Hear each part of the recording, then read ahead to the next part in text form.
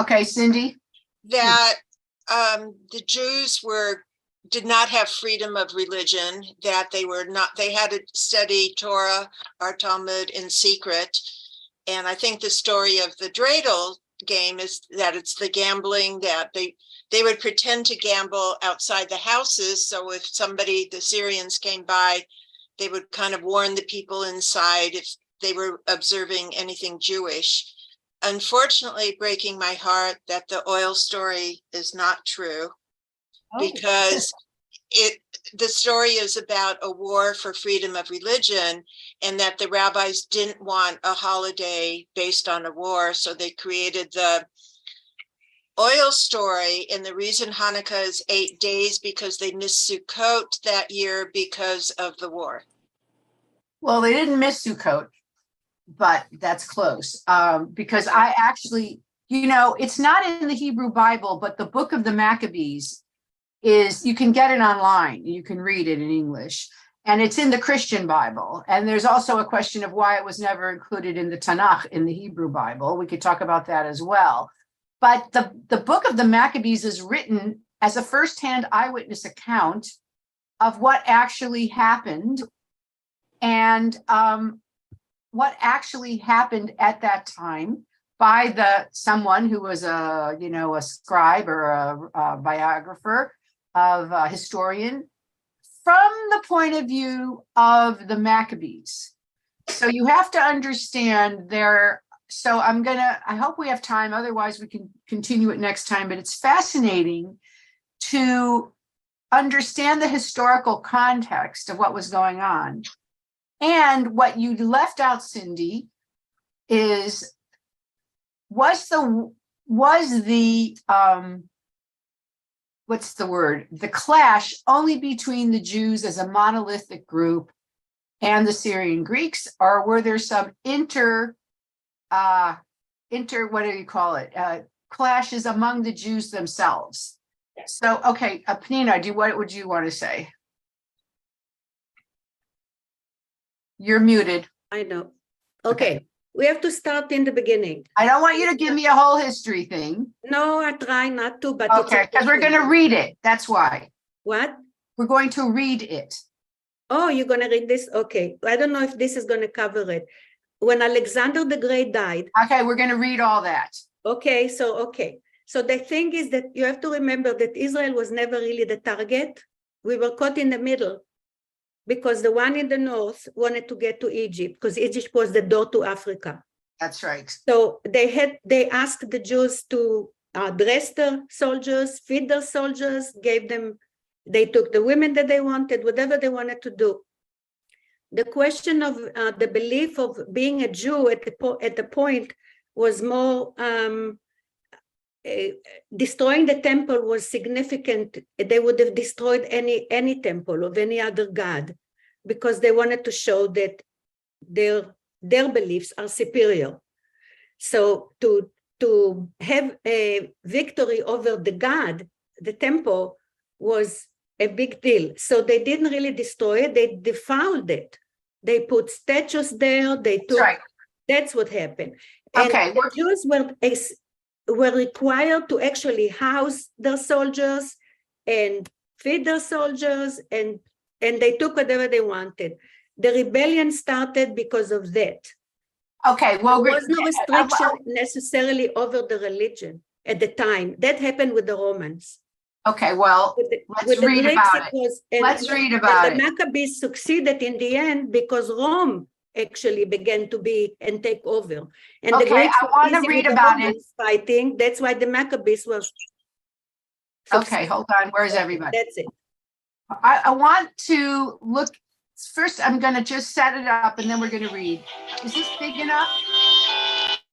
Bigger, please. Can you make it bigger? Okay, I'll make it bigger. All right. Okay, so let's go to, where is it that I need to go to? Home. Home, come on. Oh, this is so annoying. All right. Home and make it.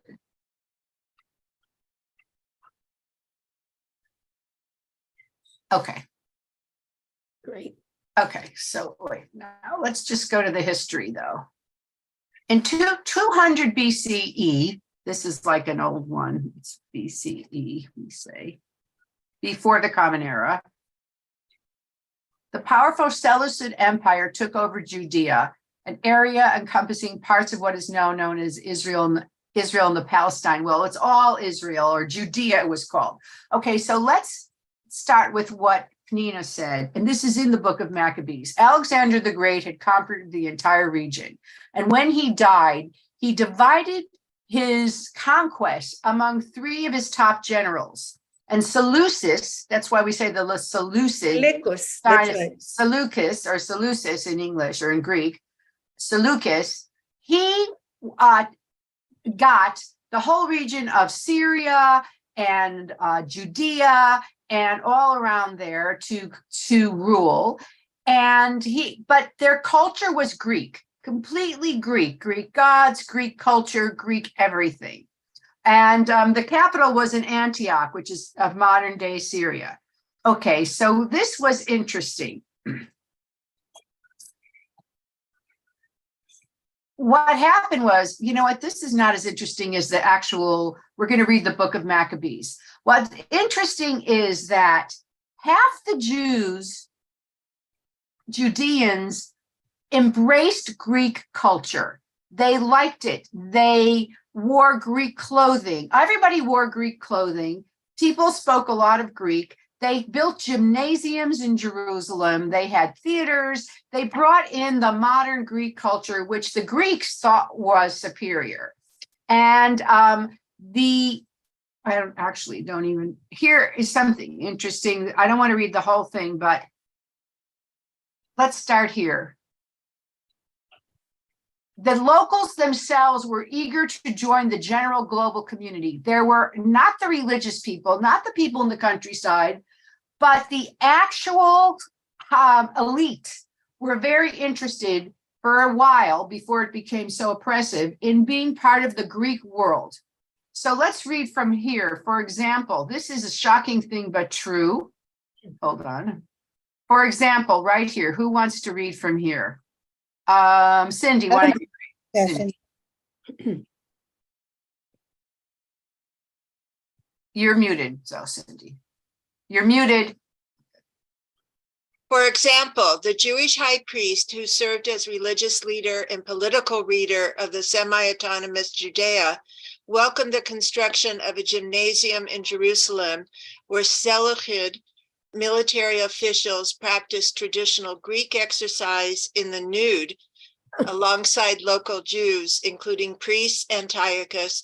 Antiochus also encouraged the development of the Greek educational system in the Jewish society. Okay, so there's actually, and we'll look in the book of Maccabees, a lot of young Jewish athletes, Judean athletes, tried to reverse their circumcision because they felt that it was in Greek culture, the body is a temple, and this was a desecration of your body, which was the ultimate beauty, was physical beauty. So they were really buying into it. In fact, a growing number of Jews began worshiping Greek gods too. So there was this secular Jewish community in Judea. We think of, think of our ancestors and all that as like this monolithic religious, entity. It wasn't that it was like it is today. And there were the religious, the medium religious, and then there were the secular who said, listen, let's be Greek. What do we need this all this old fashioned laws or whatever? Okay.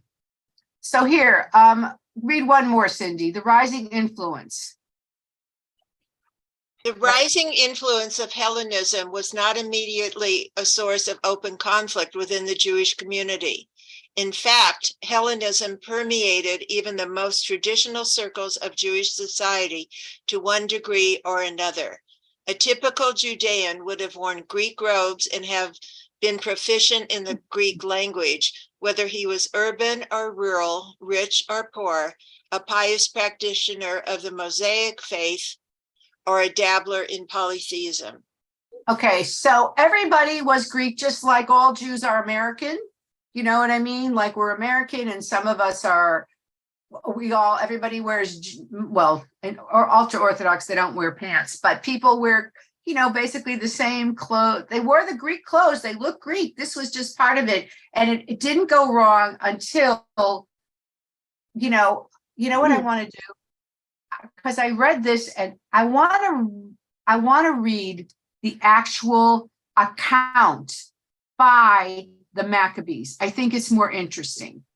It's more interesting to actually for us to study what was written by the people of the time, because it's much more graphic and much more. I'm just enlarging all this. We hopefully will. Okay, this part is really interesting. Okay, hold on.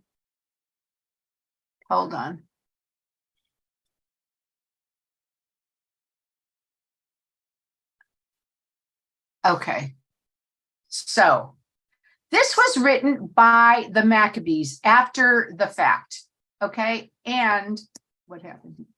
And there's an agenda here. So I want you to look at the agenda. It's from the point of view of the religious Maccabees. Now, the Maccabees, that's what they were called, but it was really from the Hasmonean clan. They were priests. Mattathias, the father, was a priest. He had 5 sons. And they were observant, traditional religious Jews living in a culture which was a mixture of secular and religious. And so their point of view, we have to look at it. They're painting a point of view from their political and religious eyes. So here is exactly, I think it's more interesting to hear it, what Cindy was saying, to hear it from them, how they described Alexander, how they described everything from their point of view in 160, 165, or 163 BCE. Yes, Penina. The word, can you hear me? Yes. Okay. The word Maccabee, its initials for the word Mi kamocha ba'elim Adonai, who is like unto thee, you God, our God Almighty. Just yes, like it's an anagram. That's the initial. You take Mi kamocha, Mem, Kaf, ba'elim, among Adonai. gods, Adonai. That's beautiful. Also, a Maccabi means a hammer or a strike. No, that's with the Kuf. The Maccabee was written with the Kaf. So but to strike is not with a cup also? No, it's no, a the Maccabee is with the Kuf. A Makkah is with a kuf? Makkah, no, Makkah, a heat. Yeah, that's with the Kaf. You're right. Okay. Yeah. All right. So let's start with the real story from their point of view instead of a summary from like some other website. So Stacy, do you want to read? Sure. Where would you like me to start? From the beginning. It's unclear. After Alexander, here, right here. I think it's still on the same, we're still seeing the same thing from before. Oh, I didn't share. Oh, wait, hold on. Go back. Let me share again. Share screen. And now I'm sharing the Maccabees. Share. Do you see this now? Yeah, it's starting up. Okay. Just a second. Yeah. Okay. Book of the Maccabees, chapter 1. Yeah. After Alexander the Macedonian, Philip's son, who came from the land of Kittim, had defeated Darius, king of the Persians and Medes, he became king in his place, having first ruled in Greece. He fought many battles, captured fortresses, and put the kings of the earth to death. He advanced to the ends of the earth, gathering plunder from many nations. The earth fell silent before him, and his heart became proud and arrogant. Okay, so this is interesting because does anybody know, maybe I saw Risa, or Penina, like what was a lot of the ancient Judeans' view of Alexander the Great? Does anybody know how they felt about him? He was pretty popular, actually, as a ruler, a conqueror, because he was very tolerant. He let all the peoples celebrate their own gods, worship their own gods, celebrate their own holidays, as long as they paid tribute or taxes, which is why you conquer a place. He was quite tolerant. And in that time, a lot of Judean children were named Alexander and Alexandra in Judea. And we know there was a city, of course, in Egypt, Alexandria. So this is, again, I love it because we're commentary and even history, history and account telling is commentary because we're getting it from a specific point of view. If you were hearing it from the Greek side, it would be a completely different story. So it's pretty interesting. Okay, so continue a little more. Okay. This is, again, for those who came on late, the actual writing from the book of Maccabees that the Maccabees or their scribes wrote immediately after what happened at the time of Hanukkah. Okay, continue. He collected a very strong army and won dominion over provinces, nations, and rulers, and they paid him tribute. But after all this, he took to his bed, realizing that he was going to die. So he summoned his noblest officers, who had been brought up with him from his youth, and divided his kingdom among them while he was still alive. Alexander had reigned 12 years when he died. So, I mean, he died like at age 33. Wow. So imagine this. He started when he was 21 and conquered the whole Eastern world, all the way to India. He made it all the way to India and then he died. And he divided his kingdom, as we said, or his empire among 3 generals. So this is from the point of view of the people who lived during this time. Okay, so he died. He died. So who wants to continue? Who did I just see that I wanted to say hi to? Where is she now? Wait, do I have more? Oh yeah, Leslie, how are you? Nice to see you. You want to read from 8? So I was, by the way, going to say something about his age. When you think about it, at Okay. 33 now, no one, they're barely starting out. And this guy was we talk about him now, who's 33. It's ridiculous. And his tutor was Plato? So one of those. Aristotle? one of those. I think Aristotle. His tutor was Aristotle. Right. He was Macedonian, but he was tutored Greek. But Macedonia was considered part of Greece at that time. Yes. Okay. Go ahead. So his officers took over his kingdom, each in his own territory. And after his death, they all put on diadems. Okay, what are diadems? Crowns. Crowns. They all became kings. Of course they did. And so did their sons after them for many years, multiplying evils on the earth. So they were evil. They were, from the point of view of the Maccabee writer, they were evil and they all became, they all fought each other arrogant and rich. What? They all fought each other too. Yeah. Well, actually, no, I think they didn't fight each other. They were trying to expand their territories. So there, as Penina mentioned, this guy's going to try to he's going to conquer Egypt, which was not part of was it? Yes, you're right. They were trying to fight each other. Yeah, we were on the way. Yeah, keep going. There sprang from these a sinful offshoot, Antiochus, Epiphanes, son of King Antiochus, once a hostage at Rome. He became king in the 137th year of the kingdom of the Greeks. In those days, there appeared in Israel transgressors of the law who seduced many, saying, "Let us go and make a covenant with the Gentiles all around us. Since we separated from them, many evils have come upon us." Okay, who are the transgressors? Who are the transgressors that they're talking about? I'm going to make a stab. The Jews that kind of converted to Greek. Yes, these terrible secular Jews, these Jews who were Hellenized. That's how you say somebody who became under the Greek, because Hellenes was a word for Greeks. They were Hellenized, and they said, let's become like them. Let's make a covenant. Let's hang with them and not be so separated from them. So the transgressors, from the point of the Maccabees, are already these secular Jews who they also end up fighting for a while also. Okay, a little bit more, Leslie. When you said, excuse me, Susan, when you said fighting, you mean infighting? Infighting.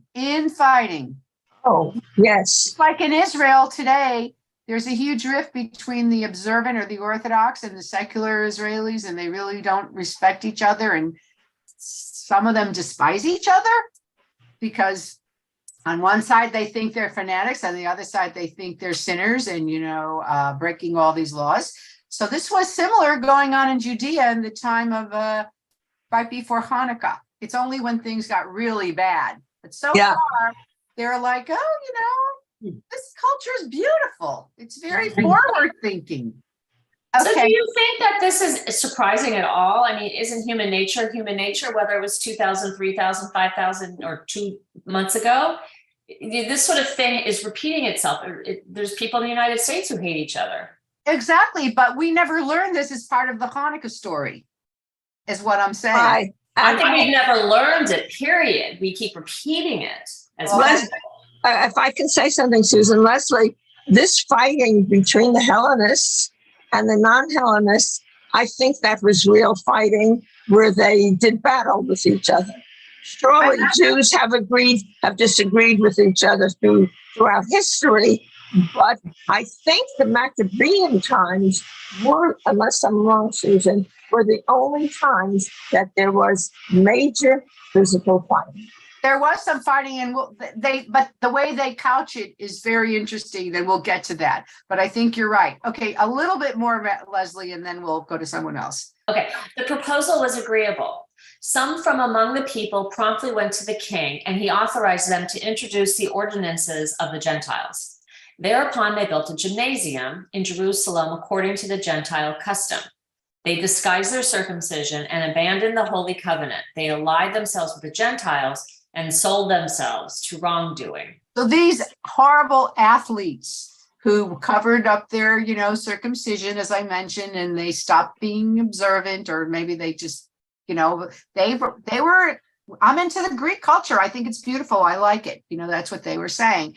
And from the Maccabee point of view, this is, they are sinners. They are wrong. They've sold themselves to wrongdoing.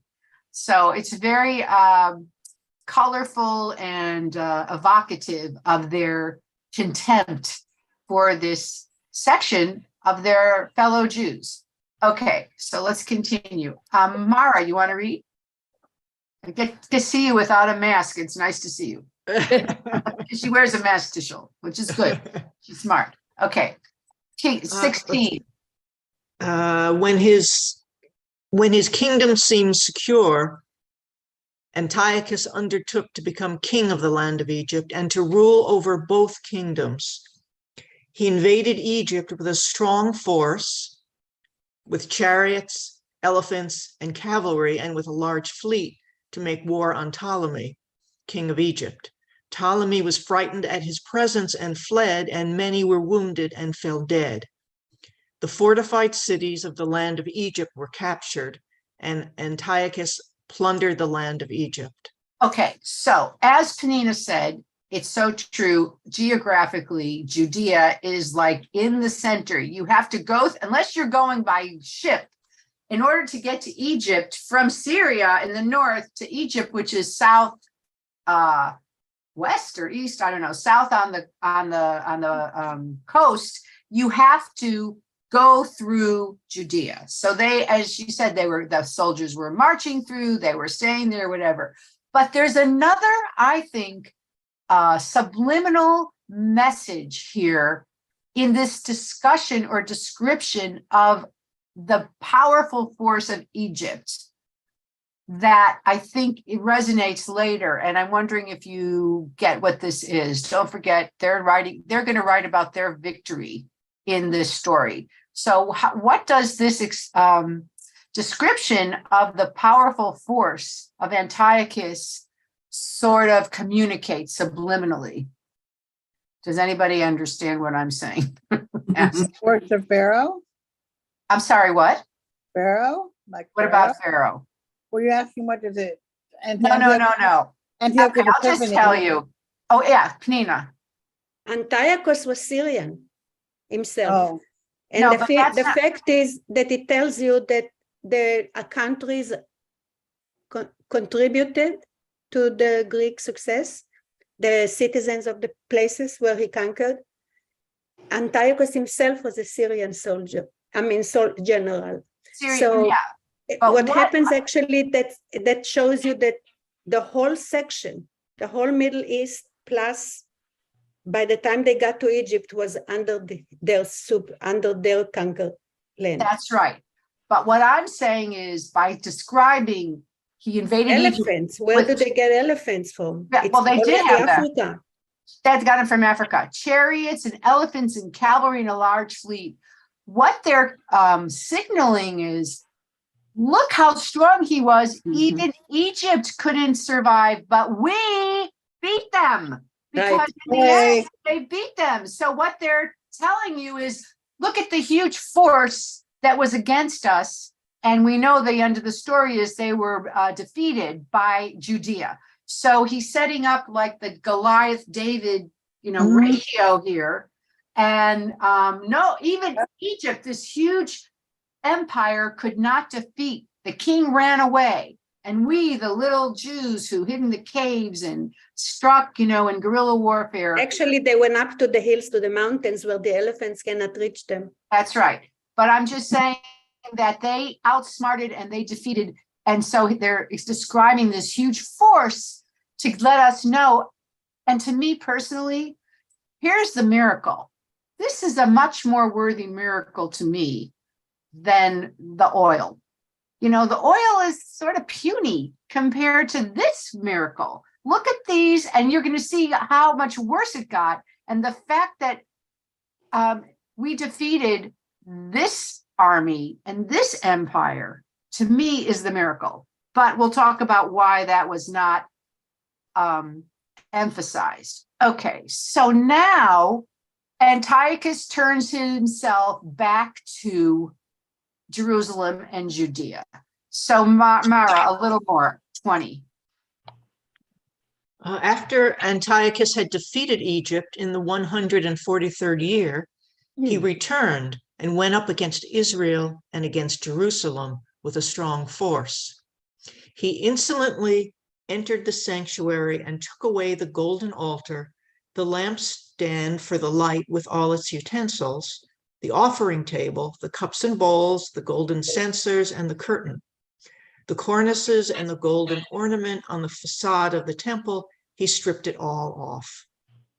And he took away the silver and gold and the precious vessels. He also took all the hidden treasures he could find. Taking all this, he went back to his own country. He shed much blood and spoke with great arrogance. Okay, so stop. So first of all, it's interesting. Okay, so what are we learning here that's interesting? I find very interesting. Do you see something that's interesting in this description? I do. I see, may I speak? I see that he was arrogant and he was touching and stealing all the holy vessels. And that's why we beat them, because God wasn't going to put up with that. Okay, that's an interesting point of view, but it gives us like an eyewitness description of what was in the temple. Yeah, it was very wealthy. Yeah, we don't really hear it most of the time. Most of the time, we heard when they put it in, but here, this is what was there that everybody knew was there. And that he went in, there was a golden altar, and the lampstand was the menorah. And, and all the utensils and the bowls and the cups and the censers were for the incense, and the beautiful curtain in front of the Holy and Holies. He basically stripped everything off and left it bare, which was a huge desecration. The beginning, this is just the beginning of the desecration. And now, this is so, I love this, it's very poetic. And whoever wrote this, has a lot of talent as a writer, because he talks about how it affected Israel. Israel here, and they say, and there was great mourning throughout all Israel. They're not talking about the country, they're talking about the people. It was the country of Judea or Judah, but the people were Israel. Now, I ask you how you would feel if the Russians came to the White House and stole or desecrated, all the portraits and the furniture, the original Constitution, which is probably there, and the Declaration of Independence and all that. How would it affect our country if an enemy came in and stripped all that and then took it back? Lori. Outrage. Outrage. I think you would find any divisions between the religious and the secular they would probably come together to right this wrong. I think you would probably get much more cooperation. I think you're right. Now imagine if America was like 1/10 the size of Russia. We were small. We didn't have an army. We don't have a standing army or anything. And we were basically helpless in the face of this happening. How would it also affect the people besides anger, do you think? I think are you asking me? Yeah, go ahead. And then Doris after you. Yeah. Well, I think that there would be such hue and cry to organize an army and to go after this horrible person, no matter how small the odds that we would win. Okay. Doris? Well, it looks to me like they're destroying all of the history of the country by stealing everything that was important to them. So how would it affect people? Do you Not think? very well. People were very upset over it, I'm sure. Okay, but what does upset mean? What does upset mean? Means they probably wanted to go to war with them. I don't know. Okay. Leslie? I think that people might be very ashamed of this, that they could do nothing. And that might be a motivating factor. Okay, we can't let this happen. Look at this. We're the weak people. Actually, that's closer to it. They were depressed. They didn't do anything at this point. They were depressed. So they're also talking about the psychological impact of this on the people, because, think about the pandemic, which wasn't even an attack, and the psychological impact of having to be isolated and whatever. Situations and trauma affect you emotionally and psychologically, and look at the description of how they felt. There's no talk of fighting here at all. Who would like to read? It's Doris? like Ukraine, except they're fighting back. Did you ask me to read? I'm sorry. Yes, you're right. You're right, Cindy. Because they're taking away all their beautiful cities and buildings. You're right. Ukraine is fighting back, but at this point, not yet. Don't forget, Ukraine lost a lot of territory, and they didn't do anything earlier. Russia invaded and took Odessa and different places, and for a while they just endured. They didn't know what to do. Okay, Dor, yes. Could I ask a question Where do you want first? me to read? Starting where, Susan? Wait, one second. Who said he wanted to ask a question? Mara. Yeah, go ahead. I'm trying to get clear in my head the kind of sequence of events. Yeah. So I'm looking at an account from James Kugel's How to Read the Bible. Right. And he says, according to the account in 2 Maccabees, Jason became high priest in Jerusalem and set about turning the city into a bastion of Hellenism, seeking to establish a gymnasium. Right. Is that after Antiochus has come in or before? Why? Probably the Seleucids. You know what I mean? Once Alexander the Great died, this became a Greek culture through rulers, and that must have been after Antiochus, actually, because in the beginning he just said, let's make this place Greek, and then he started encroaching and saying, only Greek and no. So this is, I would say, after Antiochus became king. So if the high priest authorized all of this, right, then why would Antiochus come in at all to do what's being described if, in essence, the high priest had already given him all of this? Okay, but that wasn't his agenda. His agenda was to pillage. and take riches. It had nothing to do with what they were doing. His agenda at this point is, I've conquered Egypt, and on our way back, why don't we strip the temple and take that home as well? It's on the way back from Egypt. Let's stop by in Jerusalem and take everything with us. They're like, I can imagine bloodlust, glory lust, arrogance, pride. And at this point, what did the even though Nazis there do was- to France with the Louvre? Why did the German go to the Louvre and stole all the pictures? The exactly. same thing. That's right. Where the Germans went and they looted all the great art on their. And why do they take all the gold teeth from people's mouth? Exactly. In the thing, it's all greed. It's all robbery in daylight. That's it. Period. You're totally right. And Mara, at this point, even though there was Greek culture, there was still tolerance, religious tolerance. In other words, you could still practice Judaism while other Jews were practicing Hellenism. They hadn't outlawed. I feel like I lost you. Are you there? No, I'm here. Oh, I don't know what happened. They didn't outlaw Judaism yet. They just added at this point. They built all this stuff, but so far he hadn't forbidden circumcision, Torah study, all that stuff. That's coming up very soon. A couple of years later is when that happened. Okay, but let's look at how the people responded. So that was Doris you were going to read. And there was great mourning, 25. And there was great mourning throughout all Israel. And the rulers and the elders groaned, young women and men languished, and the beauty of the women faded. Every bridegroom took up lamentation, while the bride sitting in her chamber mourned. And the land quaked on account of its inhabitants, and all the house of Jacob was clothed with shame. So yes, shame, as we said, but also grief and depression. I love this. And the beauty of the women faded, like, from such sadness that our beautiful temple had been, stripped of its beauty. Okay, and then 2 years later, the king said, I don't know who this is, the Mysian commander, I don't know, to the cities of Judah, and he came to Jerusalem with a strong force. And now stuff starts getting really terrible. And we don't know why.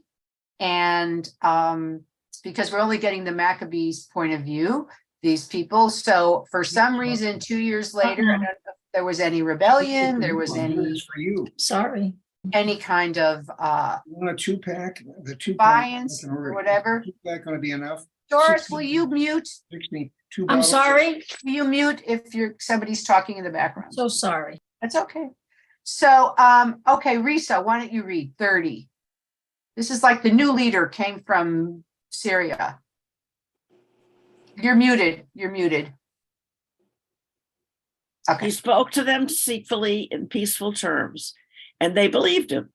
Then he attacked the city suddenly in a great onslaught and destroyed many of the people in Israel. He plundered the city and set fire to it, demolished its houses and its surrounding walls, and they took captive the women and children and seized the animals. Then they built up the city of David with a high, strong wall and strong towers, and it became their citadel. Okay, so how many of you who have been to Israel? 1 second. I was just going to say, by the way, how many of you have done the City of Israel tour, the City of David in Jerusalem? It's amazing. It's amazing. It's like a little citadel or fort within Jerusalem, in the old city. In the old city, inside the walls. Inside the walls. I'd like to see that. So I didn't realize that they built, I mean, King David built it originally, but they built it up. And literally, you cannot get to today the wall without passing the City of David citadel. So they basically, it was like a barrier if anybody wanted to go to the temple, because they were still sacrificing, even though it was stripped and everything, but it was not for long. The Greek army came, the Syrian Greek army, and now they kind of put like a guard in front of the path to the old city, to the temple, the old city, I mean, not the old city, to the temple. The temple.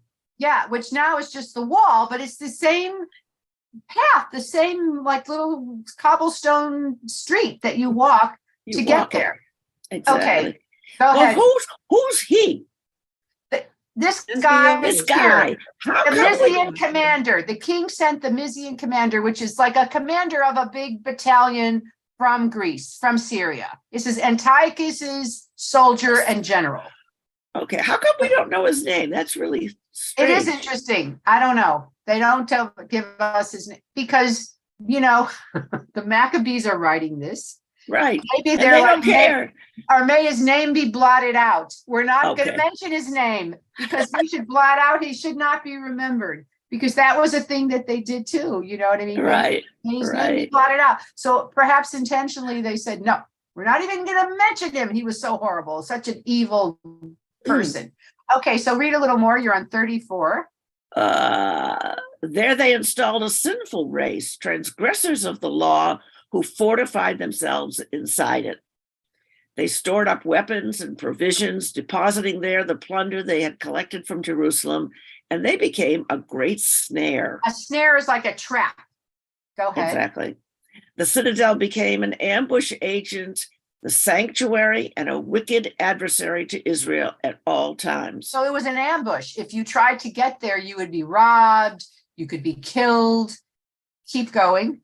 They shed innocent blood around the sanctuary. Whoops. Around They the sanctuary. defiled. They defiled the sanctuary. Because of them, the inhabitants of Jerusalem fled away. She became the abode of strangers.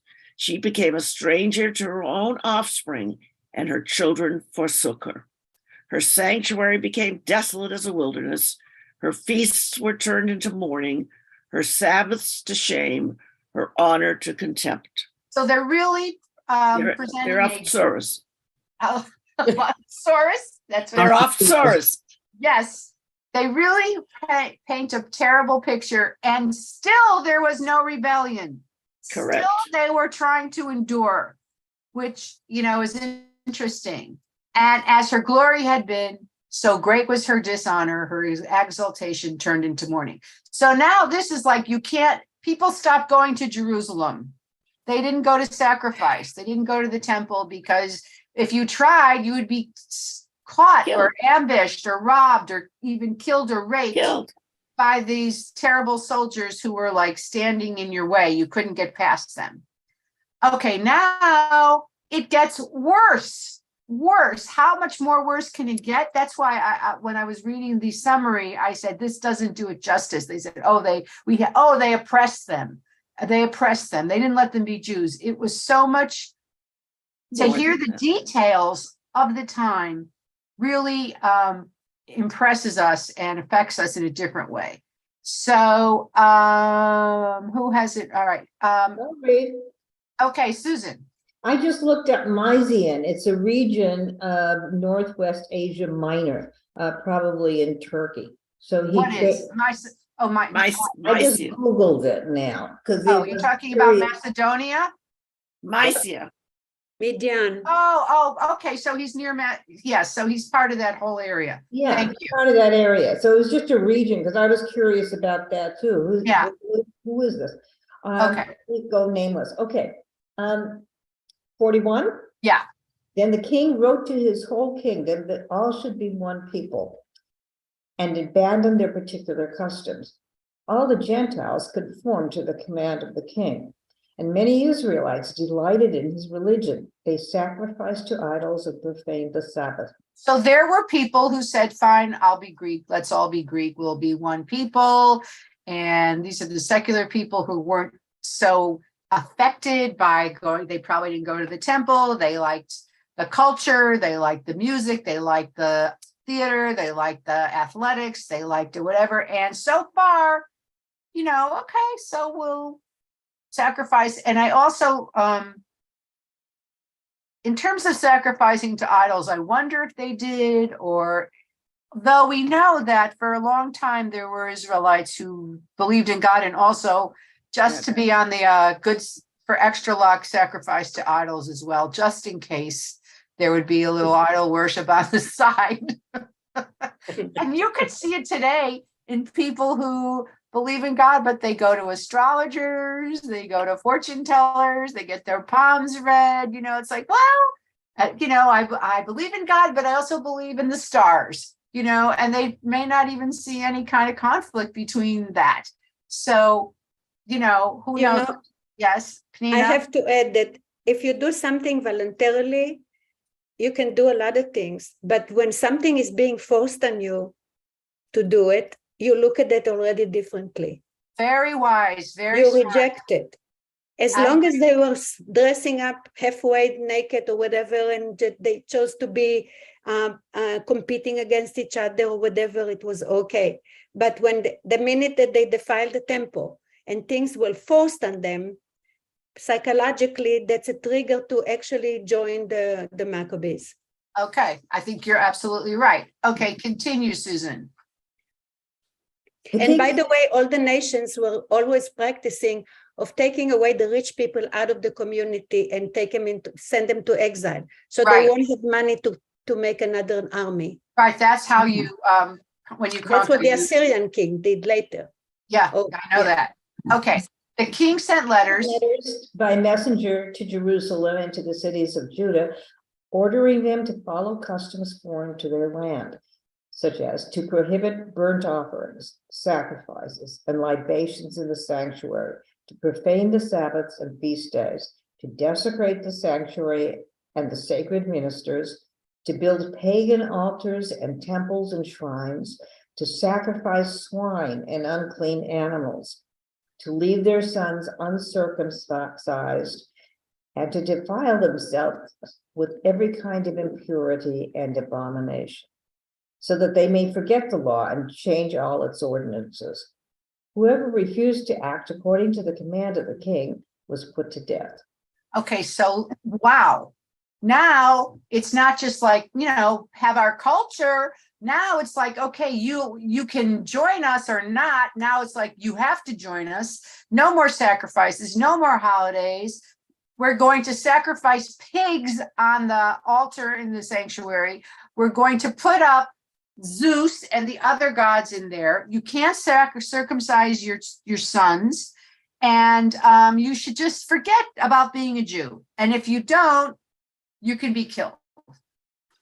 And okay, in words such as these, he wrote to his whole kingdom. He appointed inspectors over all the people, and he ordered the cities of Judah to offer sacrifices, each in turn, to the gods. So that's like the morality police, in Iran, which they say they abandoned, but they're walking around watching to make sure you're not doing anything Jewish.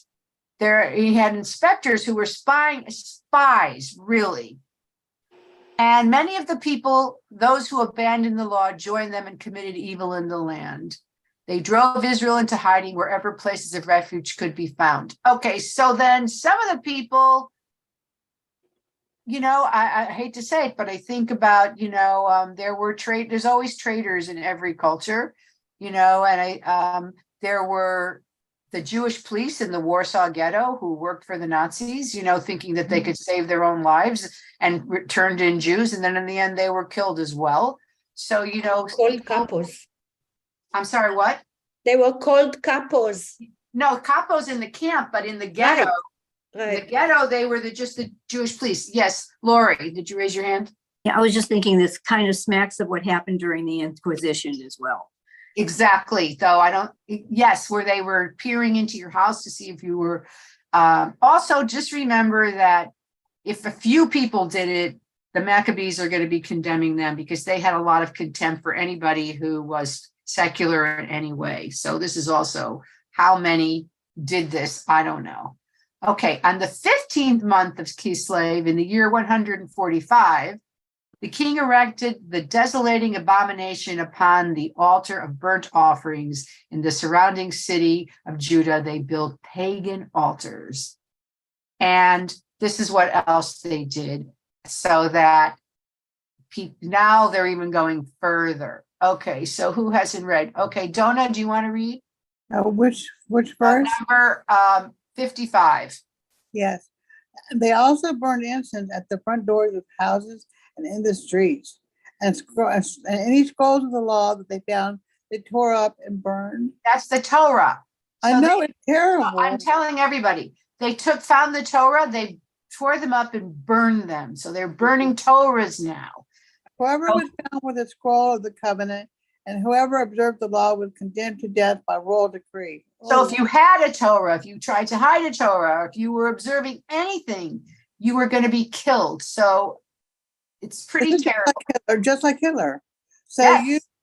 they used their power against Israel, against those who were caught each month in the cities. On the 20th day of each month, they sacrificed on the pagan altar that was over the altar of burnt offerings. In keeping with the decrees, they put to death women who had their children circumcised. Oh, Well, this is horrible. This is horrible. Go ahead. And they hung their baby from their necks, their families also, and those who had circumcised them were killed. Ugh, so they killed God. the babies. Listen to the graphic, horrible things they did. Horrifying. Go ahead. But many in Israel were determined and resolved in their hearts not to say anything unclean. And they preferred to die rather than to be defiled with food or to offend the Holy Covenant. And they did die. Oh, God bless them. And very great wrath came upon Israel. Meaning just a terrible, it was a terrible, terrible time where everybody was being persecuted. You could see why some people would say, fine, I'm going to worship idols. I'm not going to do this. You could see why people, to save themselves, even if they didn't believe it, like during the Spanish Inquisition, as Lori mentioned, you would pretend to be outwardly a pagan or a Greek pagan in order not to go through this horrible suffering, because, and so we really have a sense now of what the Hanukkah rebellion was about. It wasn't just about, oh, I can't be a Jew.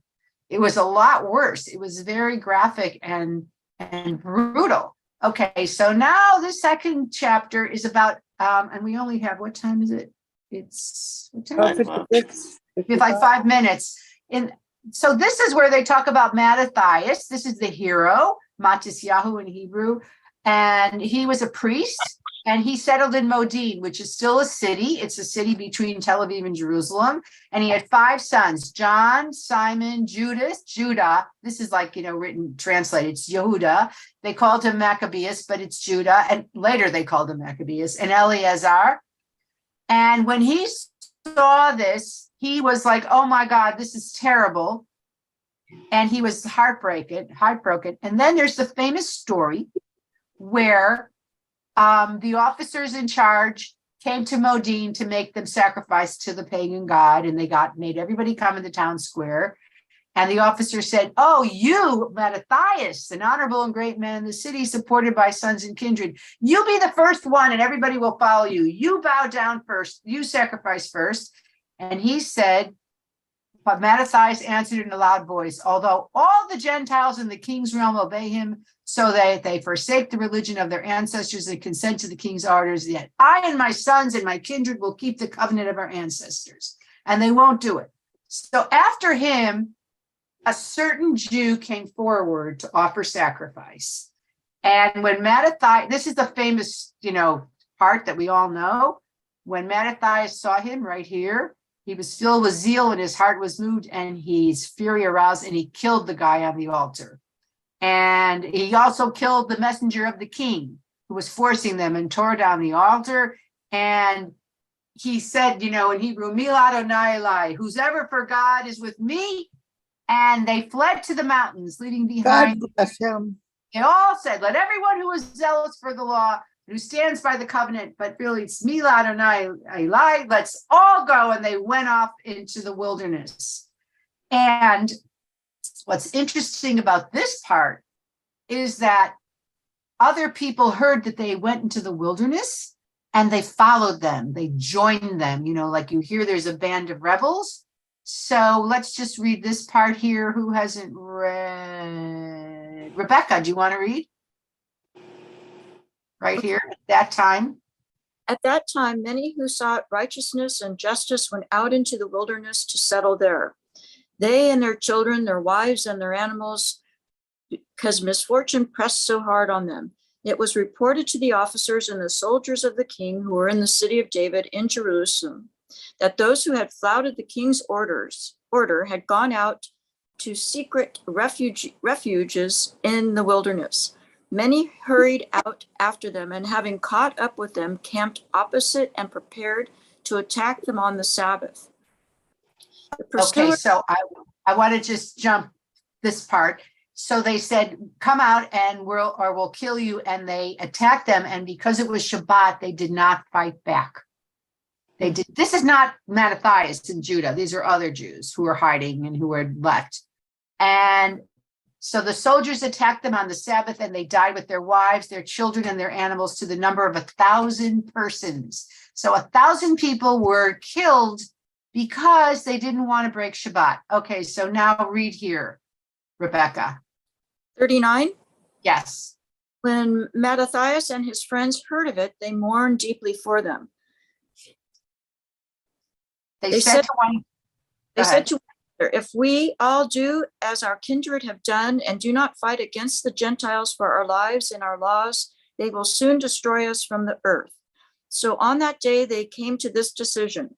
Let us fight against anyone who attacks us on the Sabbath so that we may not all die as our kindred died in their secret refuges. So then they decided they could break the law. And we know in the Talmud it says to save your life, you're allowed to break any law. But they decided even though they were so religious, we're going to fight back if we're attacked on Shabbat, because otherwise we'll all be wiped out. And basically this is the beginning of the war that lasted 3 years, where people joined them. It says they were joined by a group of Hasidians, mighty warriors of Israel. Hasidians were warriors, but they were religious, devoted to the law. And all those who were fleeing from the persecution joined and supported them. And they gathered an army and struck down sinners in all their wrath, and the lawless in their anger, and the survivors fled. Okay, I want to just put this part. Who said this? Who said it was the one time where they actually fought against each other? The Jews fought against the Jews. I can't remember, one of you said that. Miriam, yes. So here it is. Mattathias and his friends went about and tore down the pagan altars, and they also forcibly circumcised any uncircumcised boys whom they found in the territory of Israel. Can you imagine? So they went around and they circumcised them, and they put to flight the arrogant. That's the only way they describe it. They sort of gloss over whatever they did, and the work prospered in their hands. And they saved the law from the hands of the Gentiles and of the kings, and did not let the sinner triumph. Then there are like chapters and chapters of the battles, which are, to me, are not that interesting. Right. Strategic, yeah. Yeah, and then I know we're done, but I really think you just need to see this, because this is all it says about the celebration, nothing about the oil. And it was only 600 years later that the story of the oil took place. Mm-hmm. So do you want to read this now, or do you want to wait till next time? Next time. Next time. Okay, Next so time. we'll read it next time, and then we'll discuss it, because why did they feel, it's really good, why did they feel they needed to add the oil story? And was it the right decision, is what I want to ask you today. And then we'll talk about Judith. So I'll see you in 2 weeks. Have a lovely time. It's great to study with you. And if anybody wants to, you can just go online and go to Book of Maccabees, and you can download it yourself and print it. I just did one and 2, and then I did 10. See you at the lockup party. Yeah. All right, everyone. Yeah, if you're coming to services on Friday night, it'd be nice to we'll see you then. Okay, have a lovely day, a lovely week. And I'll see you. Thank you. This was wonderful. Thank you, Shabbat shalom, everybody. Bye. When Friday is Shabbat. Love you. Miss you already.